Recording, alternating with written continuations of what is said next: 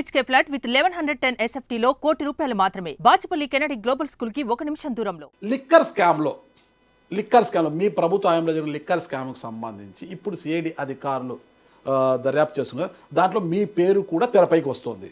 దాని గురించి ఏమంటారు? అసలుకి చంద్రబాబు నాయుడు పబ్లిక్ మీటింగ్లో గంగాధనేరులో సాక్షాత్ ఇప్పుడు ముఖ్యమంత్రి చంద్రబాబు నాయుడు గారే నారాయణ స్వామి పాపం అయ్యో పాపం టీ కూడా తాగడు స్టేట్మెంట్లు కాబట్టి నాది రికార్డ్ చేశారు కదా, దాన్ని కూడా రికార్డ్ చేసుకోండి. అతను ఎక్కడైనా చవరాలు పెట్టినాడేమో, దాంట్లో ఏమైనా తగులుకుంటాడేమో పాపం అని చెప్పేసి ముందుగానే 6 నెలలకు ముందుగానే 164 సీట్లు వస్తుందని ఎడ తెలుసు వాళ్ళకి. ప్రజలు ఓటు వేయక ముందుగానే 164 సీట్లు గెలుస్తామని ఎడ తెలుసు వాళ్ళకి. ఆ రోజు అదే స్ట్రైట్గా చెప్తాను, ఇప్పుడు చెప్తున్నాను. మేము ఏ డెసిషన్లు తీసుకోలేదు, కొత్తగా డిస్టిలరీలు పెట్టుకోలేదు. నేను అసెంబ్లీ కూడా చెప్పినాను. ఇంకొకరిని ఈ మామూలుగా వాలంటీర్లు ఇది షాపులో పెట్టినాం కదా సూపర్వైజర్లు వాళ్ళని కూడా ఓన్లీ ఇంటర్వ్యూలు పెట్టి కలెక్టర్లు జేసీలుగా సెలెక్ట్ చేసుకునే వాళ్ళు, కానీ నా రికమెండేషన్ లెటర్లు ఇచ్చి పంపించింది నాకు తెలియదు. రెండోది ఏ డిస్టిలరీకి కూడా కొత్తగా లైసెన్స్లు ఇవ్వలేదు నేను. ఇప్పుడు సొసైటీ అని ఉండదు, అది ఈ సొసైటీ మీకు తెలుసు కదా, సొసైటీది ఎక్సైజ్ సంబంధించింది. దాంట్లో సొసైటీలో ఉండేవాళ్ళు ఏ డెసిషన్ తీసుకున్నా నాతో డిస్కషన్ చేసి తీసుకునేదిలే. అటెత్తుకుంటే నేను ఓపెన్గా చెప్పాలంటే ఏదైనా తప్పు నేనే చేసి ఉంటే, నేనే చవరలు పెట్టుంటే, నేను ఇప్పుడు దళితుడనిగా చెప్పడం లేదు. ఏ దళితుడైనా అన్యాయం చేస్తుంటే అసలు అవినీతిని గురించి మాట్లాడే చరిత్ర ఏ పార్టీకైనా ఉందా? ఇప్పుడు ఈ లిక్కర్ స్కామ్ గురించి ఏపీలో 2019-24 జరిగిన లిక్కర్ స్కామ్ గురించి ఏపీ బేవరేజ్ ఎండి వాసుదేవరెడ్డి గారు ఇరుక్కున్నారా, ఇరికించారా? సార్ ఇంకోటి చెప్పేదా, ఏ గవర్నమెంట్ లేదు సార్ లిక్కర్ స్కామ్ రాందా? ఓకే, చంద్రబాబు పైన రాలేదు సార్, రాలేదన్నా. ఏం చేశారు అంటున్నా? చంద్రబాబు పైన రాలేదు లిక్కర్ స్కామ్. ఏం చేశారు మీరు అంటున్నా? ప్రతి దాంట్లో వస్తుంటుంది సార్. ఈ ముఖ్యమంత్రి వస్తే ప్రభుత్వం మారిన వెంటనే ఏపీ బేవరేజ్ ఎండి వాసుదేవరెడ్డి గారి మీదే మొదటగా దాడులు జరిగాయి, ఇంటిపై దాడులు జరిగాయి, మొత్తం రికార్డులన్నీ స్వాధీనం చేసుకున్నారు, ఆయన అరెస్ట్ చేసే పరిస్థితి వచ్చింది, ఆయన కోర్టును ఆశ్రయించారు కదా. మరి వాసుదేవరెడ్డి ఈ స్కామ్ లో ఇరుక్కున్నారా, మీరు ఇరికించారా? ఇప్పుడు రెండింటికి వాసుదేవరెడ్డి జవాబు చెప్పాలా. ఓకే, ఇరుక్కున్నాడా ఇరికించిన అనేది ఆయన మనస్సాక్షికి ఆయన జవాబు చెప్పాలి. పాలసీలు తయారు చేస్తారు, ఆ పాలసీని అమలు చేసే బాధ్యత వాసుదేవరెడ్డిది. పాలసీలు తయారు చేసింది ఎవరు? ఇక్కడ కొత్త పాలసీలు లేవు కదా సార్. మరి కొత్త పాలసీలు లేనప్పుడు ఆయన ఎందుకు ఈ రోజు సిఐడి ఇబ్బంది పెడుతుంటే మీరందరూ గమ్మనున్నారు? ఇప్పుడు మీకు తెలుసు మార్గదర్శి ఏమైంది సార్. ఇప్పుడు కోప్పడద్దండి, మార్గదర్శి మళ్ళీ విత్డ్రా చేసుకున్నారు. ఎందుకు చేయాలా? ఏమి పలానా దానికి అవన్నీ అవాస్తవాలు, ఇది కూడా అవాస్తవాలని మళ్ళీ గవర్నమెంట్ వచ్చిందంటే దీన్ని విత్డ్రా చేసుకునేది. ఓకే, ఏం సార్ గవర్నమెంట్ వస్తుందా మీది? 100% వచ్చి తీరుతుంది. ఎలా వస్తుంది అది మీరు చూసుకోండి సార్. 2029లో ఎట్లా వస్తుంది ప్రజలు సార్. ఇప్పటికే వై నాట్ 175 అని మీరు 2024 ఎన్నికల్లో వస్తే ఈ రోజు వై నాట్ వాష్ అవుట్ అనేది బయట వినిపిస్తుంది. అంటే పడవకి చిల్లు పడి అలా వెళ్ళిపోయినట్టుగా ఒక్కొక్కరుగా పార్టీ నుంచి వెళ్ళిపోతున్నారు. అసలుకి ఈరోజు జగన్మోహన్ రెడ్డి గారి నాయకత్వాన్ని నమ్మే పరిస్థితి లేదంటున్నారు అందరూ కూడా. మరి ఈ పరిస్థితులు ఎలా వస్తుంది? ఓటర్స్ ప్రజలు ఓట్లు వేస్తారా, లీడర్లు స్టేట్మెంట్ల ద్వారా ప్రభుత్వాలు ఉంటుంది సార్. మరి లీడర్లను నమ్మడం లేదు కదా మీరు? కాదు మీరు చెప్తుండరు ప్రజలు ఓటేసి గెలుస్తున్నారా? ఈ స్టేట్మెంట్ల ద్వారా రేపు వాషౌట్ అయిపోతుందా?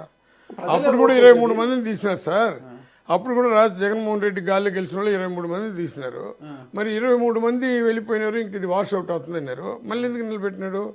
జగన్మోహన్ రెడ్డి ఎప్పుడు ఒంటరిగా వస్తున్నాడు. అవకాశం అంటే అవకాశం ఇచ్చారు, చూశారు, అయిపోయింది. ఇంకా మళ్ళీ ఎందుకు అవకాశం ఇస్తారు, ఎందుకు ఇవ్వాలి చెప్పండి. ఇప్పుడు ప్రతి గ్రామానికి నేను పోదాం రా, ఈ 3 నెలల్లో ఇటువంటి మంచిది ఇటువంటి చెడ్డది అనేది పబ్లిక్లో ఏ విధంగా వస్తుందో చూద్దాం, పదండి. పబ్లిక్ డెసిషన్ ఇది కూడా నేను పబ్లిక్ డెసిషన్ తప్పు అని నేను చెప్తున్నా. పబ్లిక్ ఎవరు ఏ డెసిషన్ తీసుకున్నా దానికి కట్టుబడి ఉండాల్సిందే. అంతేగాని 2009లో మీరు 2029లో మీరు రారు అంటే రారు అనలేదు, వస్తారా అని అడుగుతున్నారు. 100% వస్తారు.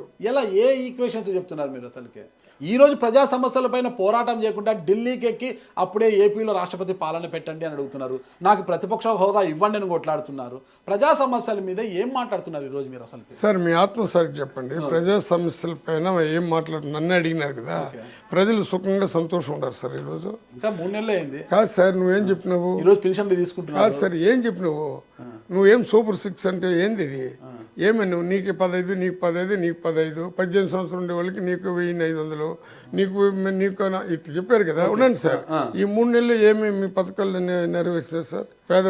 పేదవాళ్ళ గుండెల్లో జగనన్న ఉండడు సార్. అక్కడి నుంచి తుడుచుకొని మళ్ళా కోటీశ్వర గుండెల్లో జగనన్న లేడు.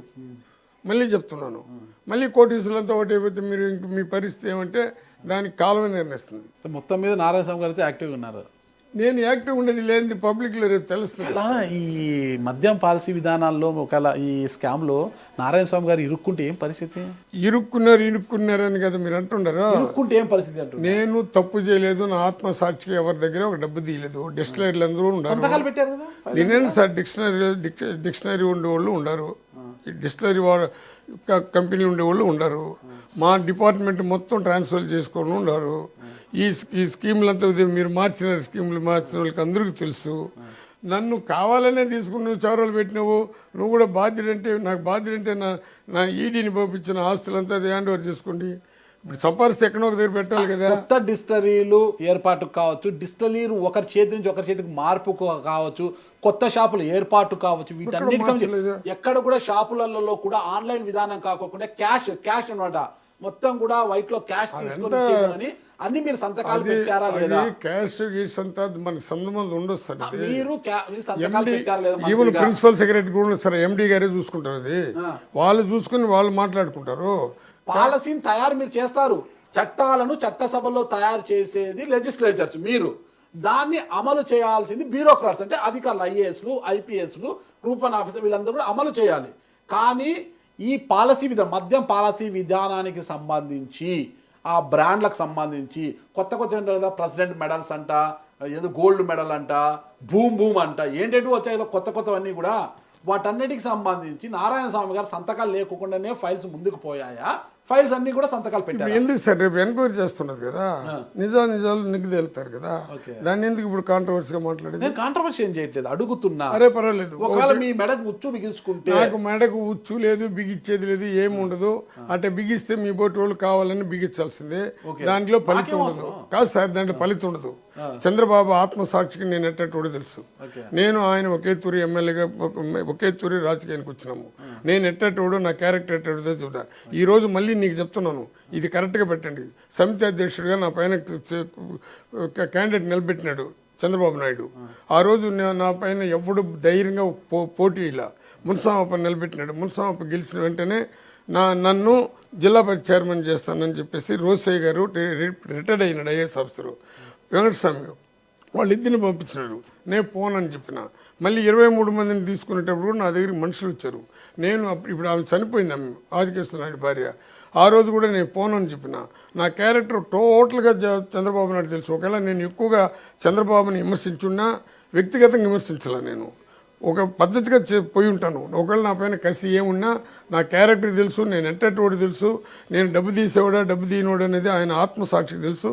ఒకవేళ ఆయన కూడా ఆత్మసాక్షి లేదు, ఒకవేళ నా పైన కావాలని పెట్టాలంటే అన్నిటికీ నేను రెడీ. నేను అంతే కదా, ఉచ్చు బిగిస్తే ఇప్పుడు ప్రస్తుతానికి మొత్తం మీద అయితే అందరూ కలిసి మీ ప్రభుత్వంలో చేసిన తప్పులన్నిటికీ కూడా వాసుదేవ్ రెడ్డి గారిని బలి చేస్తున్నారు కదా. ఎవరెవరు బలి అవుతారో రేపు ఎంక్వైరీలు తేలిపోతుంది కదా సార్. ఇప్పుడు సుప్రీంకోర్టులో కూడా మర్డర్ చేయని వాడి పైన కేసు పెట్టి పంపిస్తారు కోటీసుల్లో. ఆయన వాసుదేవ్ రెడ్డి గారు అప్రూవర్ గా మారతానంటున్నారు, ఏంటి పరిస్థితి? అదే ఆయన విజ్ఞతకు వదిలేస్తాము. అప్రూవల్గా మారిన వాళ్ళ చరిత్ర కూడా అట్నే ఉంటుంది. అప్రూవల్గా మారాల్సిన కర్మ వాసుదేవ్ రెడ్డికి ఏమొచ్చింది? ధైర్యంగా నిలబడాల్సిందే కదా. ఏమైపోతుంది? ఇప్పుడు జగన్మోహన్ రెడ్డిని కూడా అన్యాయంగా తీసుకొని పోయి 16 నెలలు జైల్లో పెట్టినారు. ఏం చేయగలిగినారు? అంటే చంద్రబాబు నాయుడు గారు కూడా మీరు 57 రోజులు 51 రోజు ఐ థింక్ జైల్లో పెట్టారు. ఏం చేయగలిగారు? ఇప్పుడు ఆయన ముఖ్యమంత్రి అయ్యారు. ఉన్నవాడు ఎవరైనా జగన్మోహన్ రెడ్డి పక్కన నిలబడినోడు ఒకటి చెప్పండి సార్. ఏ కోర్టులు కానీ, ఏ సుప్రీం కోర్టులు కానీ, ఏదైనా సరే ఉన్నవాడి కోసం తప్పిస్తున్నారా, లేనివాడి కోసం తప్పిస్తారా? ఇండ్ల స్థలాలు ఇచ్చిన 1.5 సెంటు ఇచ్చిన దానిపైన కూడా స్టేలు తెచ్చారు. ఆ స్టేల్ అంతా అట్నే కంటిన్యూ అయ్యింది. పేదవాడికి 1.5 సెంటు ఇల్లు ఇస్తే వాడు జోలికి పోవట్లే. ఉన్నవాడు చెరువులంతా ఆక్రమించుకున్నారు. ఈరోజు ఏదో గిరువులు అంటున్నారా? నేను రామోజీరావు పైన మాట్లాడుకుంటూ చనిపోయినానా? ఆయన కూడా ఒక 6-7 చెరువులు ఆక్రమించుకున్నాడా? రేవంత్ రెడ్డి రేపు ధైర్యంగా అది వికెట్ చేయించగలుగుతాడా? చెప్పండి సార్.